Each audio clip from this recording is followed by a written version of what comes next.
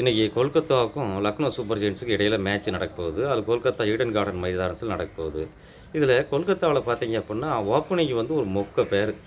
என்ன அப்படின்னு பார்த்தீங்கன்னா, குவிண்டன் டீகாக்கும் சுனில் நரைனும் இறங்குறாங்க.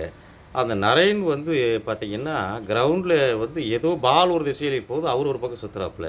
கரகத்தைய தலையில வச்சா எப்படி ஒருத்தன் ஆடுவானோ, அந்த மாரி ஆட்டம் ஆடுறாப்புல. 6 பவர் மட்டும் ஏதாவது குருட்டாம்போக்குல 1, 2 போகுது.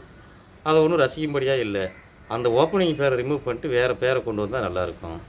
அது மட்டும் இல்லாம, லவ்னீத் சிசோடியாவுக்கு வாய்ப்பே தர மாட்டேங்கிறாங்க. ரோமன் பவலுக்கு வாய்ப்பு தர மாட்டேங்கிறாங்க. அதே மாரி போன மேட்ச்ல வந்து ரசலு, மொயின் அலி இவங்கலாம் ஒண்ணுமே ஆடல. மாங்குயிலே பூங்குயிலேன்னு ராமராஜ் மாரி ஆடிக்கிட்டு இருக்கிறாங்க. அந்த பக்கம் பார்த்தீங்கன்னா, எல்எஸ்ஜில பார்த்தீங்கன்னா, பூரானு, மிச்சல் மார்ஸு இவங்கெல்லாம் ஆடுறாங்க.